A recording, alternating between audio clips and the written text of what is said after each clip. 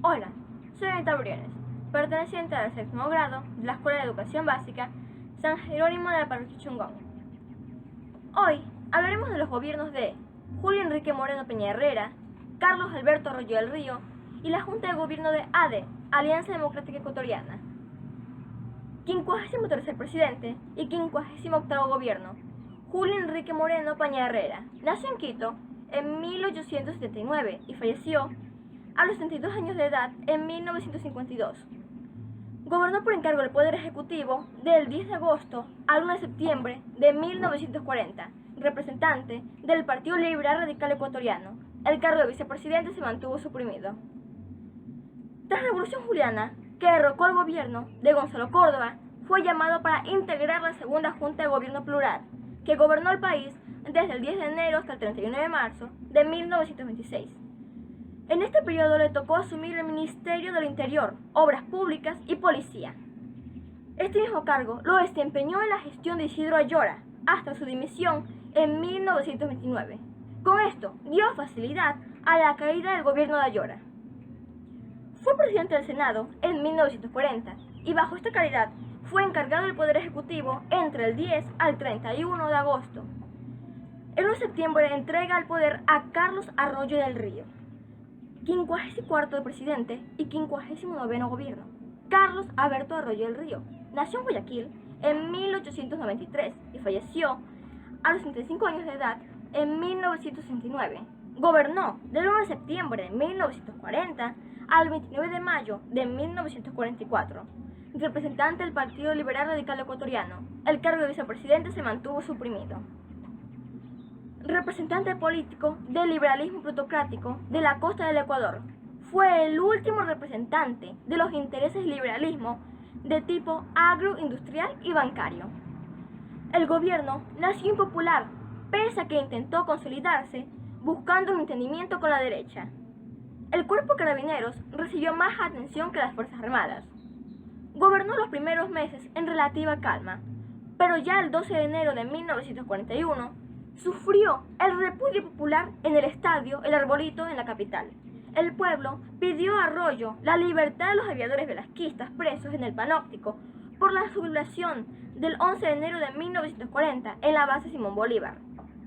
Arroyo había gobernado apenas 11 meses cuando el 5 de julio de 1941 las tropas peruanas invadieron el territorio ecuatoriano.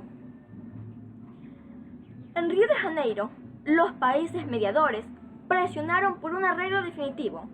Quienes más insistieron, incluso con dureza, fueron los representantes de Brasil y Estados Unidos.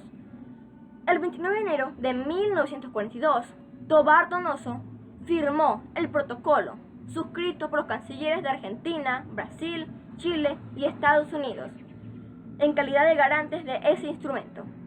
Ecuador perdió 268.000 kilómetros cuadrados de un territorio. Salvaron el honor ecuatoriano la victoria del viejo patrullero Calderón, construido en 1872, sobre el destructor peruano Almirante Villar, y la resistencia de los soldados durante 25 días.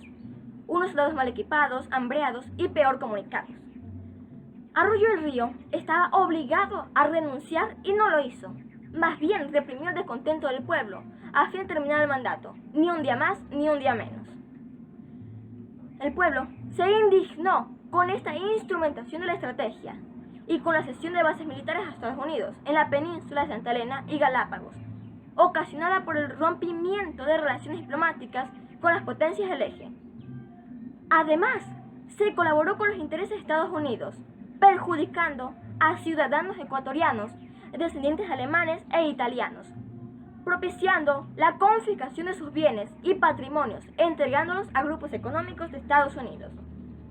Las fábricas como la Universal de los Segale, la Roma de los Nisiglia y Balasa estuvieron en manos estadounidenses por 3 años. Incluso se levantaron campos de prisioneros en Cuenca para estos ciudadanos ecuatorianos. El 28 de mayo de 1942, el mayor Leónidas Plaza Lasso y el político Luis Felipe Borja de Alcázar encabezaron la toma del Palacio de Gobierno para deponer al presidente, pero el intento fracasó. En ese año se formó la Alianza Democrática Ecuatoriana, ADE, una coalición opositora constituida por conservadores, comunistas, liberales, independientes y socialistas, y por los movimientos Vanguardia Revolucionaria Socialista y Frente Democrático. También nació el movimiento Cóndor, Compañías Organizadas Nacionales de Ofensivas Revolucionarias, que se transformaría en el partido político Acción Revolucionaria Nacionalista Ecuatoriana, ARNE, de inspiración de cruzada franquista. En 1943, Arroyo convocó a elecciones generales. El Partido Liberal candidatizó a Miguel Ángel Arbonós, presidente del Congreso, y ADE a Velasco Ibarra. Rondaba de nuevo el fantasma del fraude. Arroyo del Río impulsó la producción, creó el Banco Nacional de Fomento en 1943, empujó la vialidad entre Cuenca y Loja, y Baños y El Puyo, fundó la Universidad de Loja y el Colegio Juan Pío Montúfar en Quito. Proveyó de fondos a la inconclusa Catedral de Cuenca y fundó en noviembre de 1943 el Instituto Cultural Ecuatoriano, que empezó a publicar la colección de clásicos ecuatorianos. Faltaban pocos días para las elecciones, que se temían fraudulentas, cuando estalló la sublevación del pueblo en Guayaquil el 28 de mayo de 1944, llamada también La Gloriosa. La revolución del 28 de mayo de 1944, también conocida como La Gloriosa o Golpe de Estado de 1944, fue un levantamiento popular que derrocó al presidente Carlos Arroyo del Río y que permitió luego el ascenso de Velasco Ibarra a la presidencia. Uno de los antecedentes de esta rebelión, en la que la ciudad de Guayaquil tuvo un importante papel, fue el gobierno pro-oligárquico y altamente represor de Arroyo del Río, resultando de un regazo de los tiempos del liberalismo plutocrático en Ecuador, y que, por la misma razón, tenía en sus principales pilares a la alta burguesía costeña, dedicada sobre todo a la banca privada y a la agroexportación. En defensa de los altos intereses burgueses y agroexportadores, el gobierno se ensañó con los crecientes sindicatos, el movimiento obrero en general, para tenerlo bajo control, utilizando la violencia como medio represor.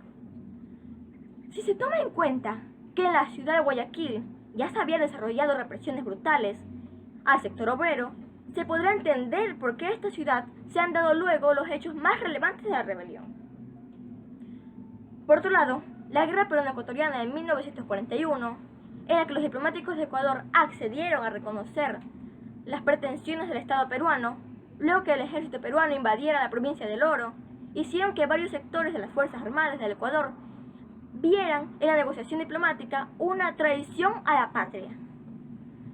Los hechos. La predilección de Arroyo del Río por el grupo de carabineros generó disputas con el batallón de infantería Carchi, el grupo de artillería Villamil y el batallón de ingenieros Chimborazo, todos asentados en Guayaquil, que luego impulsarían la rebelión de 1944. Finalmente, la situación explota. El pueblo guayaquileño, con sus sindicatos, se vuelca a las calles. En ese momento, los militares declaran que le quitan el respaldo al régimen en el poder, mientras que por otro lado, el gobierno ordena a los carabineros que salgan a reprimir a la población, incluso dan choques armados con los militares. Mientras por un lado la rebelión es de matiz popular y espontánea, por el otro, en las calles, quienes se convierten en vanguardia política al encabezar las demandas del movimiento son los líderes del Partido Comunista del Ecuador, entre los que figuran Pedro Satt y los escritores Joaquín Gallegos Lara y Enrique Gil Gilbert, y también en menor nivel los del Partido Socialista. También, en los cuarteles militares se les entregan armas a los civiles para que estos se enfrenten a los carabineros. La situación de revuelta dura unos pocos días y finalmente los civiles guayaquileños logran arrinconar a los carabineros en el cuartel general de policía de la ciudad porteña el día 28 de mayo de 1944.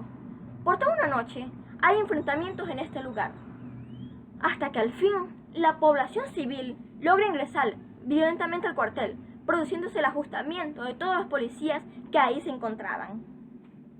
60º Gobierno, Junta de Gobierno ADE, Alianza Democrática Ecuatoriana, sin jefe de Estado.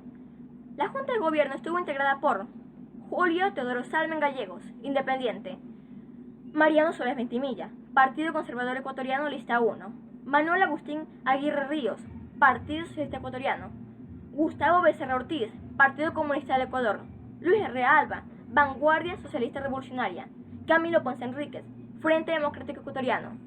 Gobierno de la Alianza Democrática Ecuatoriana. Gobernó del 29 de mayo al 31 de mayo de 1944. El cargo de vicepresidente se mantuvo suprimido.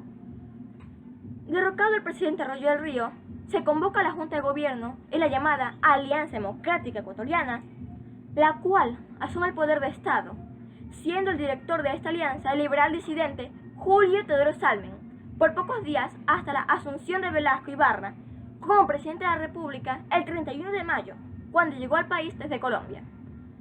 Se elabora una constitución de corte socialista, aunque no totalmente revolucionaria, de la que muchos constitucionalistas ecuatorianos de diversas tendencias políticas sostienen ha sido la mejor que ha tenido el país por su alto nivel científico. Debido a que el movimiento obrero y los comunistas no fueron los únicos que participaron en la rebelión, algunos sectores de derecha descalificaron la instauración de un gobierno con líderes netamente socialistas. Se llama a una negociación entre líderes políticos de varios sectores, llegando a la conclusión de elegir como presidente a José María Velasco Ibarra para el periodo 1944-1948, que gozaba de gran popularidad en ese momento, con la condición de que respetase la nueva constitución. Este acepta, aunque una vez en poder, casi inmediatamente la anula, declarándose dictador. Gracias.